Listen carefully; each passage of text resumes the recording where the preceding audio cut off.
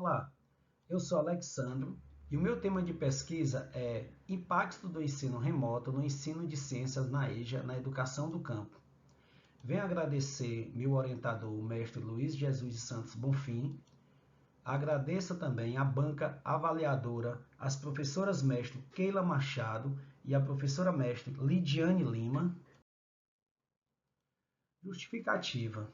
A justificativa para a escolha desse tema é que esperamos, com a realização da pesquisa, contribuir com as discussões sobre o ensino remoto de ciências no contexto da pandemia, buscando realçar, com os resultados da pesquisa, a importância das aulas presenciais e das interações professor e alunos no processo de apropriação dos conceitos científicos, aspectos fundamentais na direção da formação humana, apresentados os obstáculos enfrentados e a questão da educação que jovens e adultos, o EJA.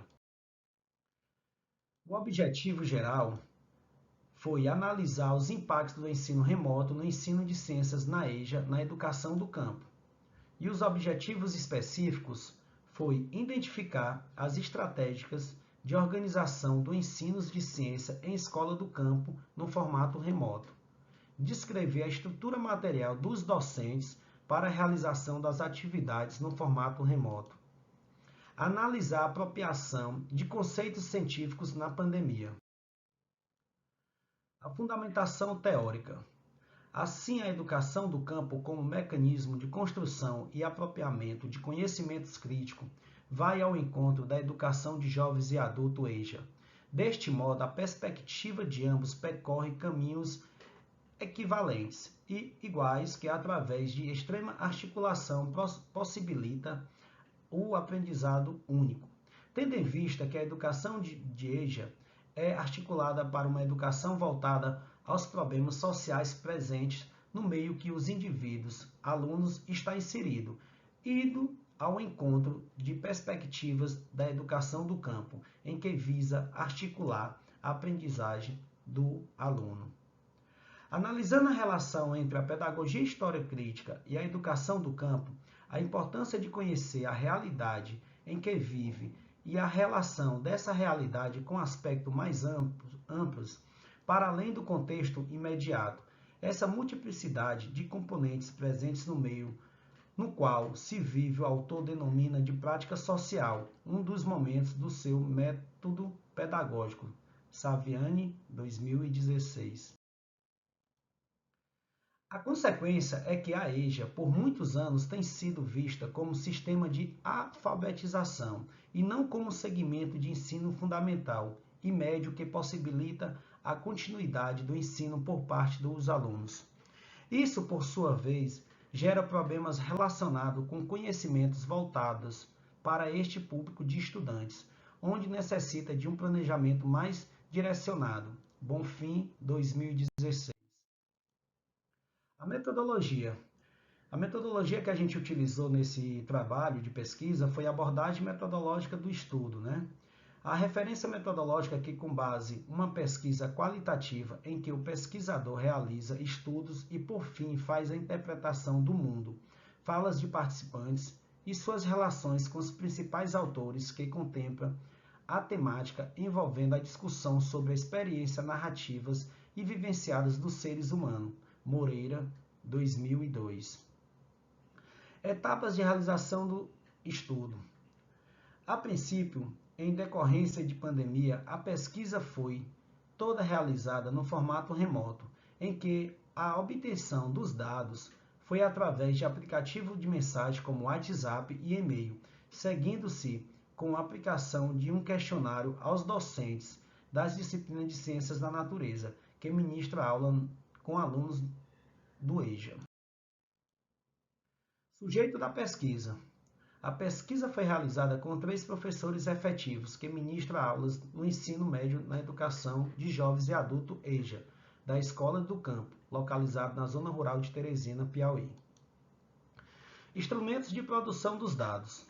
A pesquisa foi realizada através de entrevistas em áudios, relacionadas a seguir com as abordagens da PHC, Saviani e Galvão, 2020. Segundo esses autores, é percebida que a educação no campo e a educação de jovens e adultos é atrelada ao sistemacialismo e com precariedade no ensino, que não contempla a educação sistematizada. Pois é, pois você vê que aqui não é educação assistencialismo, né? E vem com o decorrer do tempo, essa educação ela vem perdendo muito foco. E os alunos em si, que estão inseridos nesse processo da EJA, eles são muito prejudicados, porque como vocês estão vendo, não é uma aula sistematizada, né? É quase como usando uma aula para alfabetização, como toca o nosso autor, Bonfim, 2016. Analisando a discussão dos resultados. Após a transição dos áudios, o texto, as respostas foram adequadas em quadros previamente organizados, em que os nomes dos 3 professores foram substituídos por P1, P2 e P3, respectivamente aos professores de Física, Biologia e Química. As análises e discussões foram realizadas aos comentários dos professores, levando em consideração a abordagem dos autores acerca das respostas e feito relação com a bibliografia aplicada. O ensino remoto na pandemia, na visão de professores da EJA, né? Inicialmente, questionamos, né, os docentes sobre as aulas no contexto da pandemia, se aconteceram e a forma como elas foram organizadas. De acordo com você vê essa tabela aqui, o professor de Física, P1, ele comenta que a única estratégia específica que eu estava usando nesse período de pandemia era o que eu elaborava, o material em PDF. Mandava para a escola por e-mail, a escola ficava responsável pela impressão e distribuição para os alunos. Já na fala do professor de Biologia P2, sim, nós tivemos aulas de ciências durante a pandemia. Essas aulas aconteciam através de grupos de WhatsApp em que nós interagimos com os alunos, mandando mensagem no momento do horário destinado à aula. Nós confeccionávamos também um material que era impresso pela escola e entregue aos alunos. Já professor de Química, sim, eu trabalho em exclusivo com esse público. A dificuldade no processo de ensino-aprendizagem na pandemia. Outra questão que fizemos aos professores foi a relação às dificuldades encontradas durante o período em que ocorre as aulas remotas na pandemia.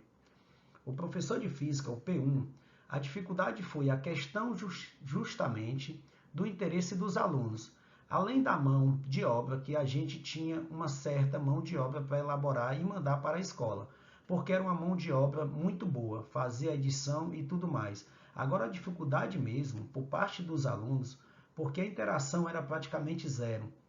Porque, por exemplo, tinha grupo com 20 ou 30 alunos. Se 2 ou 3 alunos participavam, era muita coisa. Na fala aqui do professor de Biologia, P2, dificuldades foram algumas. Primeiramente, fazer com que os alunos tivessem interesse em acompanhar as aulas no momento em que nós estávamos interagindo com eles, ou seja, nós nos horários programados pela escola. Outra dificuldade verificada é o fato de muitos alunos não tinham internet. O professor de Biologia, o P2, questionava isso, né? Muitos alunos não tinham acesso à internet. O professor de Química, sim, dificuldade em fazer contato com os alunos. Pois bem, né, pessoal? Nesse quadro vocês podem estar vendo aqui que estava tendo muita dificuldade entre professor e aluno para poder manter uma sincronia, um contato nesse formato remoto. Eles, já que esse quadro aqui, como nós estamos analisando, já é uma visão do professor para o aluno, como ele se sentia prejudicado nessa interação aluno e professor-aluno. As estruturas materiais dos docentes utilizados no formato remoto. Também indagamos aos professores sujeitos do estudo as condições estruturais para acessar os recursos para realizar a aula remota, ou seja, o acesso à internet e aos aparelhos tecnológico durante. Pois bem, pessoal, o P1 responde: sim, a minha internet. Sim, é minha internet. Na minha residência o acesso é fibra ótica. Se acontecer algum imprevisto que eu não estiver na minha residência, utilizo o celular. Quando estiver em trânsito e já for a minha aula, eu utilizo os materiais salvos no meu celular usando os dados móveis, né? Você vê que o professor ele já usa uma forma de não perder o contato com o aluno durante aquele horário que estava programado a ele ministrar a aula, né? Ele se utilizava de dados móveis, o P1, e quando chegava em casa ele usava a internet dele fibra ótica e já começava a utilizar o notebook. O professor de biologia, o P2, enquanto professor, na minha residência eu tenho acesso à internet fibra ótica.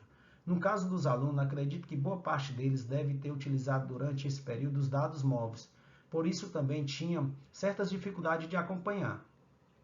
O professor de Química respondeu, sim, atualmente por conta da pandemia passei a utilizar a internet nas minhas aulas. Uso o computador e tenho acesso pelo computador. Eu uso de forma exclusiva para ministrar aula. Pois bem, pessoal, os relatos dos professores aqui sobre a estrutura de materiais dos docentes, eles relatam, né, a questão que eles utilizam a internet fibra ótica e os alunos, a grande maioria, se utilizava de dados móveis. Nesse primeiro momento, eles utilizavam essa comunicação, o Estado estava disponibilizando chips aos alunos do EJA, na escola onde foi feita essa pesquisa, só que muitas vezes alguns relatavam que, em vez de utilizar esses dados móveis que davam de usar o mês todo, os meninos, os alunos, os estudantes, estavam usando esses dados móveis para se utilizar de outras coisas, abrir outros materiais, abrir o WhatsApp, Instagram, abrir outras redes que não era disponibilizado ao ensino. E muitos relatavam que antes do meio do mês, acabavam os dados móveis, por causa dessa má utilização por parte dos alunos. E aí os professores se queixavam que não estava tendo interação professor e aluno. Foi um dos pontos que um dos docentes comentou.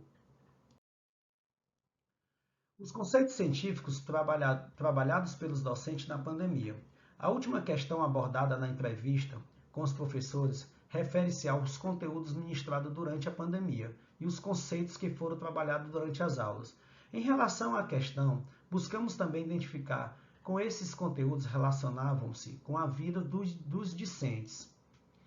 O P1 responde, minha disciplina eu procurei selecionar conteúdos de fácil compreensão por parte dos alunos e, ao mesmo tempo, conteúdos que tivessem no dia a dia deles, para justamente chamar a atenção deles da melhor forma possível, porque o que eles relatavam que estavam tendo aprendizagem, não estavam conseguindo aprender nada, que eles não estavam tendo, né, pessoal? Vocês veem aí o relato aí do professor do P1, que é o professor de física, eles estavam tendo dificuldade em questão do aprendizagem, os alunos não estavam pegando.